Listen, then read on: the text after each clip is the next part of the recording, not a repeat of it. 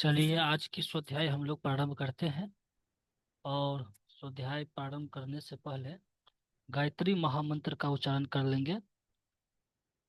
गायत्री महामंत्र हम लोगों के अंदर में सद्ज्ञान, सत्कर्म, सद्भावना की ओर अ, बढ़ाने वाली मंत्र है। तो इसी भाव के साथ हम लोग गायत्री महामंत्र का उच्चारण करेंगे।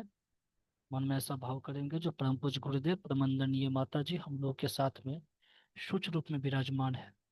इसी भाव के साथ हम लोग गायत्री महामंत्र का उच्चारण एक बार एक साथ एक स्वर में कर लेते हैं। ओम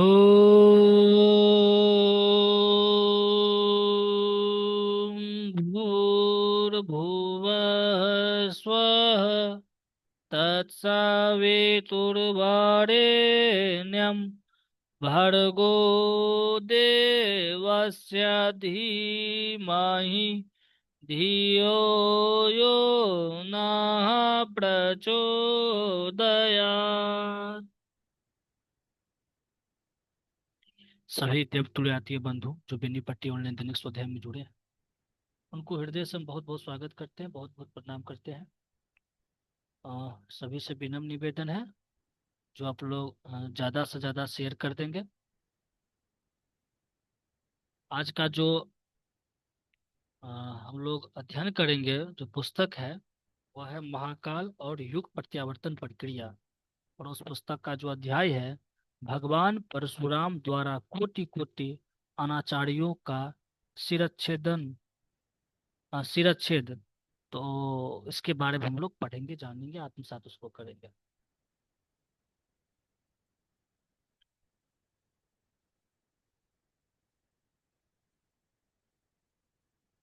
अति प्राचीन काल में सहस्र बाहु नामक एक मादान मादांध राजा हुआ है। कहते हैं उसकी 1000 भुजाएं थी, इसी से उसका नाम सहस्र बाहु पड़ा। हो सकता है भुजाएं उसकी दो ही हो, पर 500 सहयोगी राजा उसके ऐसे रहे हो जो हर बात में उसका समर्थन करते हो। उनका बल पराक्रम अधिनायक के साथ पूरी तरह जुड़ा हुआ हो और वह उनकी शक्ति को अपनी शक्ति, उनकी भुजाओं को अपनी भुजा मानता हो। अलंकारिक भाषा की यह उपमा इसी प्रकार ठीक प्रतीत होती है। सहस्त्रबाहु चक्रवर्ती राजा था, उसके सहयोगी एवं अधीन राजाओं का विशाल भूखंड पर शासन था। सहस्त्रबाहु की निरंकुशता और स्वेच्छाचारिता का महर्षि जमदग्नि विरोध करते थे। वे उसे अनीति न करने के लिए और प्रजाजनों को अनीति न सहने के लिए समझाते थे। इस पर राजा बहुत क्रुद्ध हुआ। उसने महर्षि जमदग्नि का अपमान ही नहीं किया, वरन उन्हें इतनी पंखा बंद कर। शारीरिक पीड़ी पंखा भी बंद कर। दी जिससे उनका देहावसान हो गया। जमदग्नि के पुत्र परशुराम जी को यह समाचार मिला तो वे बड़े दुखी हुए। क्रोध उन्हें बहुत आया। जिस देश के राजा इतने उद्दत हो जाए कि साधु ब्राह्मणों का, लोक से भी बुद्धिजीवियों का सहयोग तो दूर, सम्मान भी न कर सके, तो उनसे प्रजा का हित संपादन कैसे होगा। इतना ही नहीं, जिस निरंकुश शासन में ऋषियों का निर्मम उत्पीड़न हो, उसका तो ईश्वर ही रक्षक है। राजा की निरंकुशता से भी अधिक परशुराम जी को दुख इस बात का हुआ कि प्रजाजन इस अन्याय को चुप बैठे देखते सुनते रहे। अनीति के प्रतिरोध का भी साहस उनमें न रहा। जहाँ के नागरिक अनीति के विरुद्ध आवाज न उठा सके, प्रतिरोध न सही, प्रतिरोध की भावना जिनमें न रहे उन्हें मृत प्रायः ही कहना चाहिए।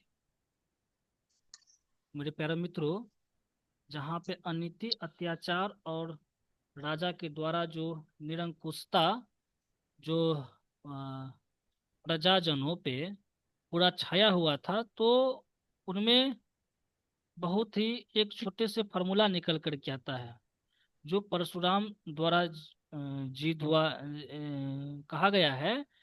जो अनीति के खिलाफ हमेशा आवाज उठाना चाहिए। अगर आवाज न उठाए तो कम से कम ऐसी भावना जरूर रहना चाहिए जो अनीति और अत्याचार का हम लोग विरोध करें, साथ तो नहीं दे। अगर ऐसा नहीं है तो उनको मृत प्रायः यानी कि मृतक के समान कहा जाना चाहिए। तो पिता की मृत्यु का युवक परशुराम को दुख अवश्य था, पर इससे भी अधिक दुख उन्हें इसका था कि शासन इतना उद्धत हो उठा कि औचित्य का प्रतिपादन करने वाले बुद्धिजीवी तत्व को सहन कर सकना उसके लिए संभव न हो सका। यानी कि जो उन समय के जो बुद्धिजीवी लोग थे, तो वो सहन कर रहे थे जो अनीति, अत्याचार और निरंकुश। उनके पास में कोई अंकुश नहीं लगा हुआ था, जहां जो चाहे तहां अत्याचार कर रहे थे वे। तो उसके लिए, उसके खिलाफ विरोध करने के लिए उसके पास में सहन शक्ति नहीं था। तो फिर आगे क्या करें। इसके अतिरिक्त उनके लिए यह भी कम कष्ट की बात न थी कि प्रजाजनों की प्रतिरोध शक्ति कुंठित हो गई। अनीति को सहन करना, प्रतिरोध के लिए कुछ न करना कायरता और भीरुता का चिन्ह है। गुरुदेव क्या कर रहे हैं? अनीति को सहन करना, प्रतिरोध के लिए कुछ न करना कायरता और भीरुता का चिन्ह है। जिस समाज में ऐसे लोगों का बाहुल हो जाए उसका भविष्य स्पष्टतः अंधकारपूर्ण है। अपने पिता के अपमान और अवसान को वे व्यक्तिगत हानि मान चुप होने के लिए मन को समझाते, तो भी उनकी आत्मा शासन की दुष्टता और प्रजाजनों की भीरुता को सहने के लिए तैयार न हुई। उनकी आत्मा में एक हलचल और बेचैनी थी। क्या थी? जो प्रजा जनों की जो भीरुता थी, प्रजाजनों की जो कायरता को देख करके उनके वो अंदर से सहने के लिए आत्मा उनके तैयार नहीं थे। उनके अंतर में एक आग जलने लगी जो कहती थी कि संसार को प्रगतिशील और शांति युक्त रहना हो तो अनीति का उन्मूलन होना ही चाहिए। अपनी शक्ति नग्न हो तो भी जितना संभव हो उतना तो करना ही चाहिए। यानी कि अनीति का उन्मूलन, यानी कि अनीति अ, जो है उठ चले, अनीति यहाँ से खत्म हो जाए, उसके लिए निश्चित रूप से जहां तक जितना संभव हो तैयार रहना चाहिए। असहनीय, अवांछनीय दुष्काल को उलट पुलट डालने वाले महाकाल के पास परशुराम जी गए। परशुराम जी गए और अनीति उन्मूलन की शक्ति उपलब्ध करने के लिए भगवान शंकर की कठोर तपश्चर्या आराधना करने लगे। अस्थिर मति, भावावेश ग्रस्त, उतावले, अधीर और तनिक सी कठिनाई आने पर लक्ष्य छोड़ बैठने वाले ओछे मनुष्यों की देवता कोई सहायता नहीं करते। क्या बात है!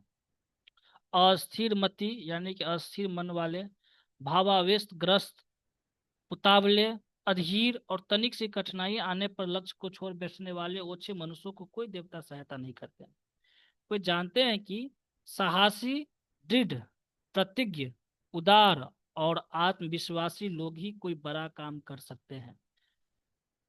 जिनमें यह गुण न हो उन्हें वरदान, आशीर्वाद या सहायता देना व्यर्थ है। वे बड़ी बातें सोच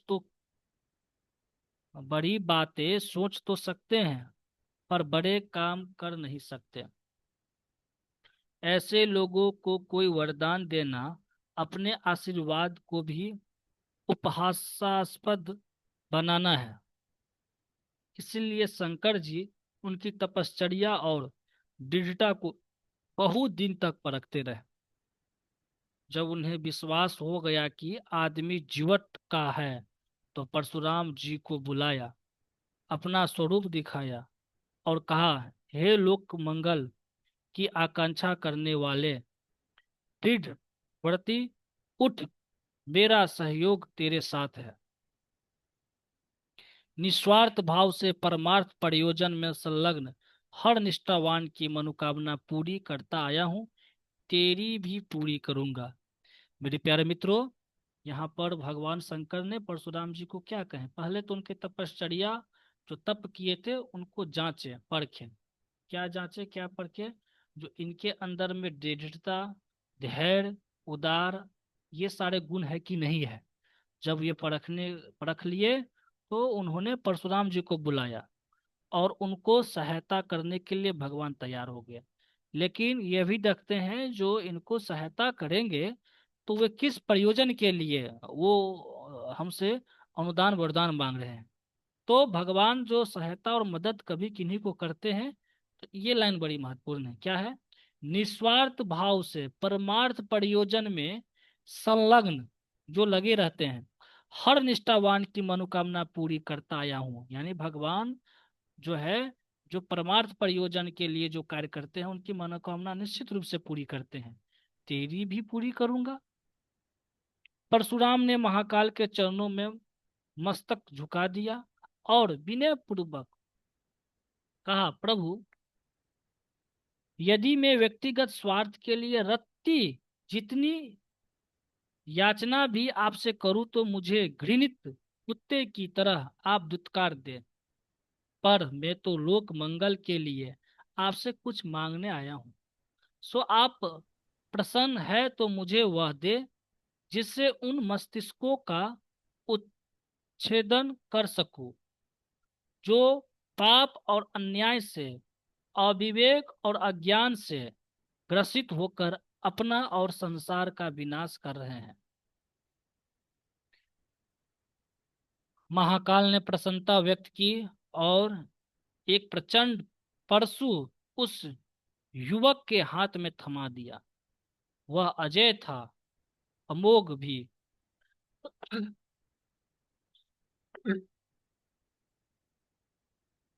इसे पाकर परशुराम बड़े प्रसन्न हुए। अब उन्होंने उन दुर्दांत दैत्यों को चुनौती देना आरंभ कर दिया, जिन्होंने कि उस समय की सजनता, प्रखरता और सुख शांति को कुचल कर रख दिया था। जगह जगह संघर्ष आरंभ हुए। संघर्ष छोटे भी थे और बड़े भी। एक और सशस्त्र साधन संपन्न सेनाएं थी, दूसरी ओर परशुराम का परशु। संघर्ष हर स्तर पर हुए, पर पुराणकारों के अनुसार विजय अंततः परशुराम का परशु ही हुआ। अनाचारियों के उतने सिर कट कट कर जमीन पर गिरे कि एक बार समस्त संसार में से अनाचारियों का पूरी तरह सफाया ही हो गया।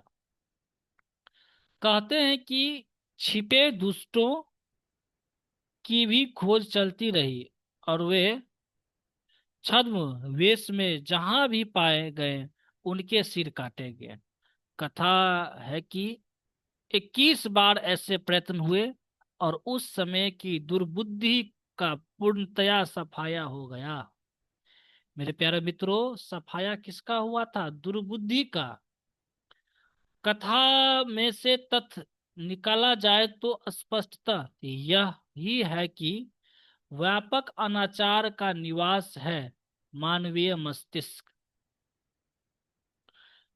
अनाचार का जो विस्तृत जो निवास है, वो मनुष्य का जो मस्तिष्क है। रावण के 10 सिरों में एक गधे का भी था। गधा अर्थात मूर्ख। वह समझदार तो था, पर मूर्खता भी कम न थी। इसी तत्व को अलंकारिक रूप में कहने का उद्देश्य से उसका एक सिर गधे जैसा दिखाकर प्रतिपादित किया गया है। सभी अनाचारियों के सिर परशुराम जी ने काट डाले।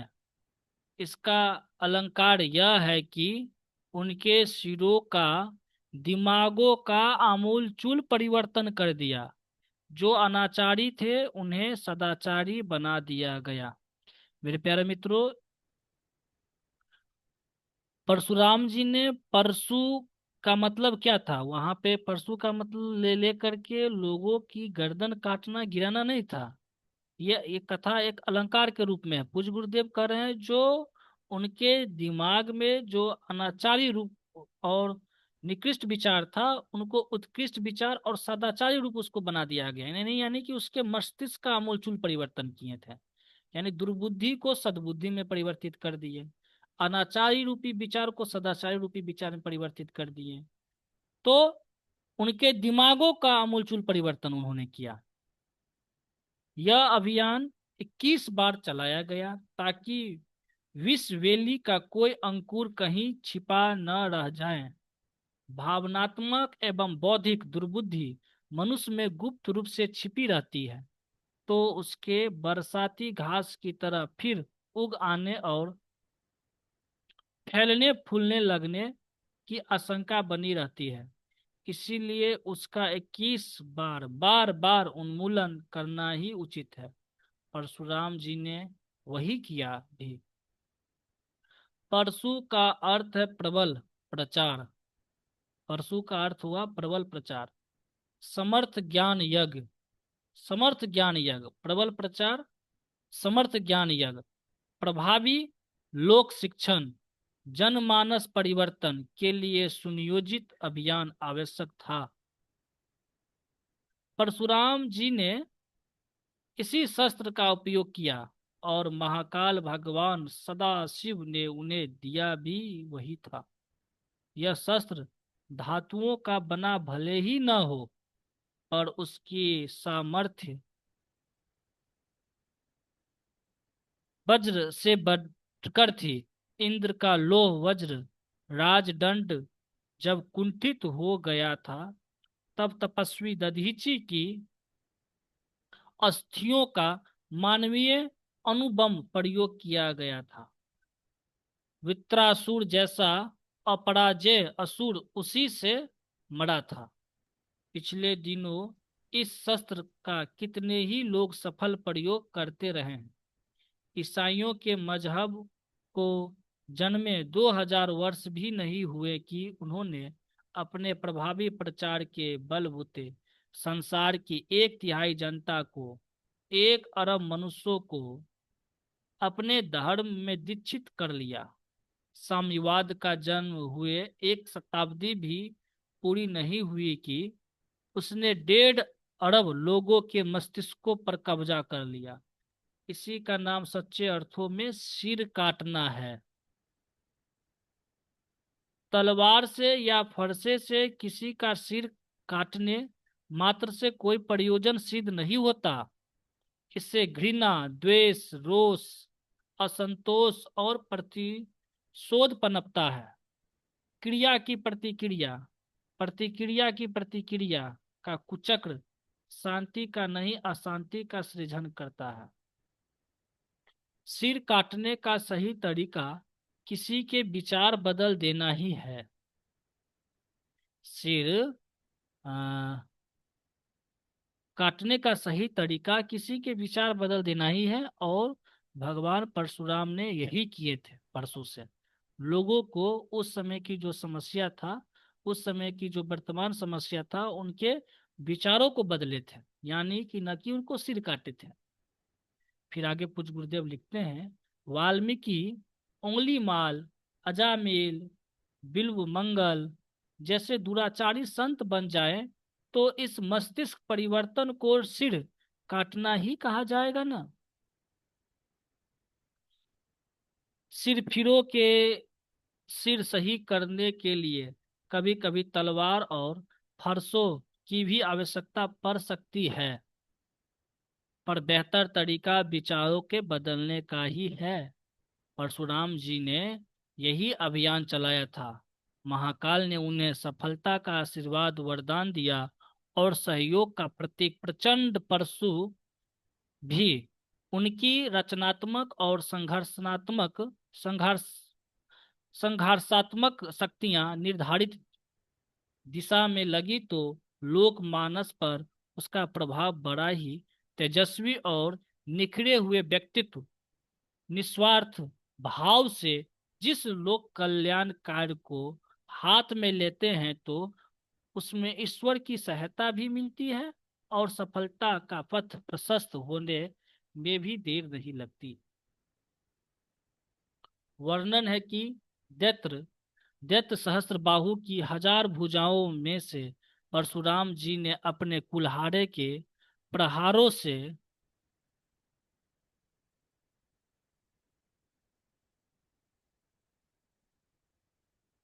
118 भुजाएं काट दी। बेचारे की कुल 2 बाहें ही शेष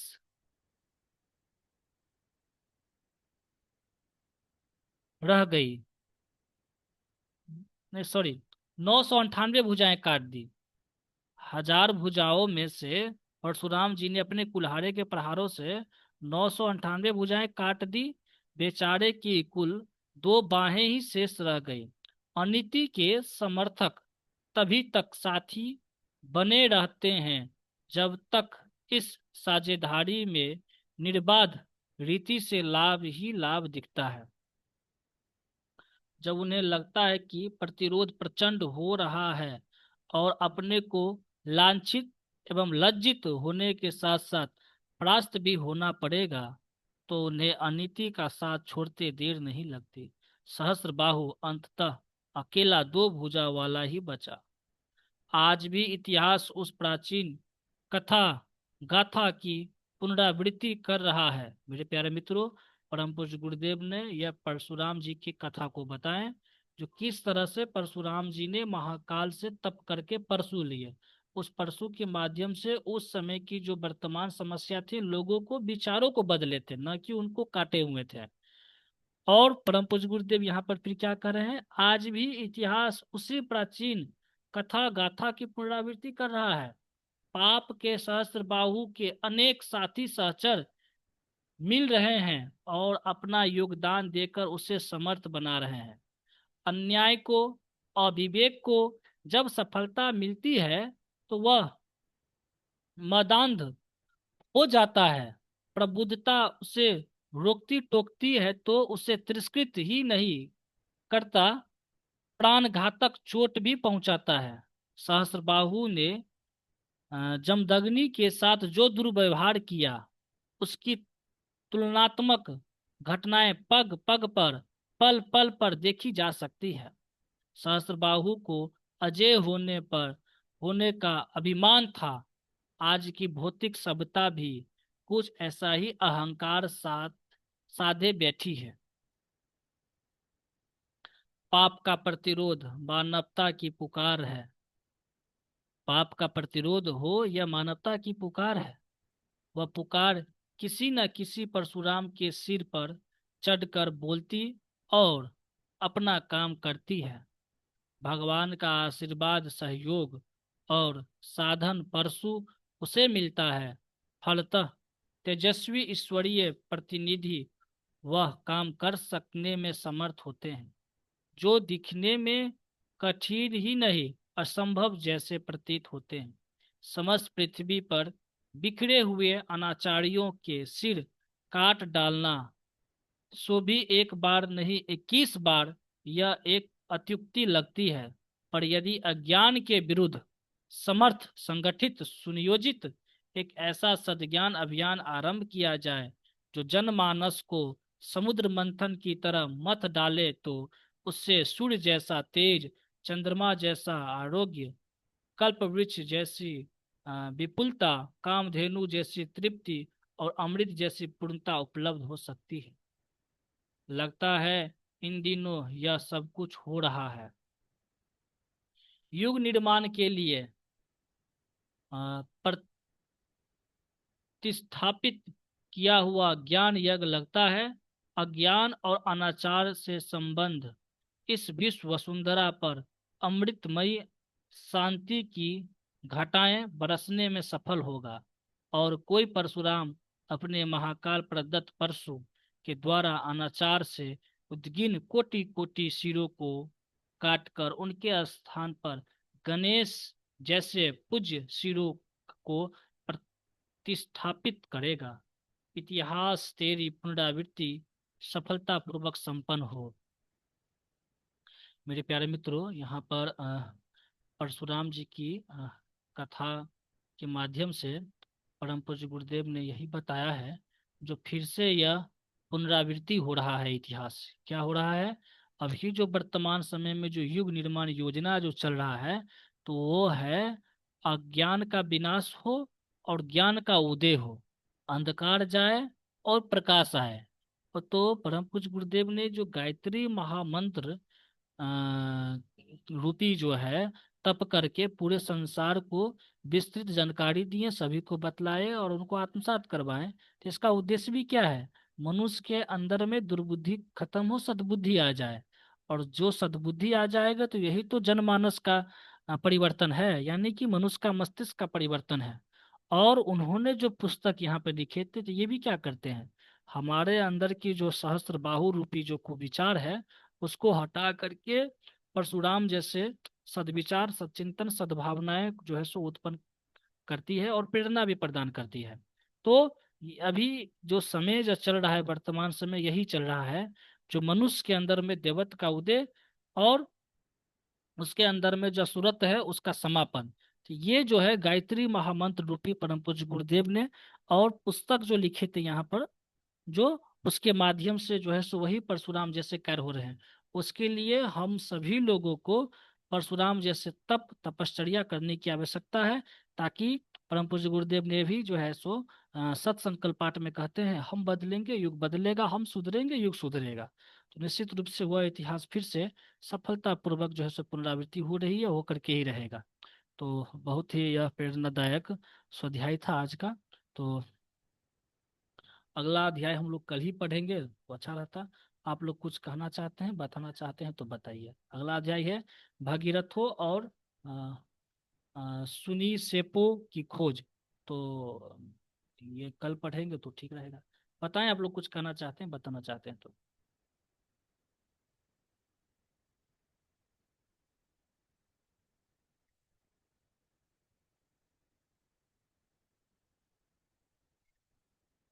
रहने दें स्वाध्याय को आज यहीं तक।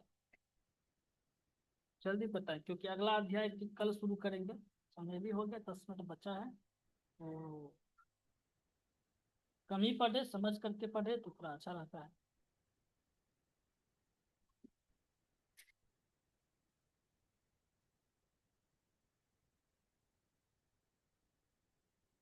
चलिए हम लोग शांति पाठ कर लेते हैं। अच्छा, गायत्री बामन सही पाठ करके आज के स्वाध्याय को यहीं पर समापन करते हैं। ओम भूर्भुवः स्वः तत्सवितुर्वरेण्यं भर्गो देवस्य धीमहि धियो यो नः प्रचोदयात्। सभी तीर्थुलाते बंधु जो बेनी पट्टी ऑनलाइन दैनिक स्वाध्याय में जुड़े हैं, उनको हृदय से बहुत बहुत प्रणाम। सभी को प्रणाम, सभी को धन्यवाद, सभी को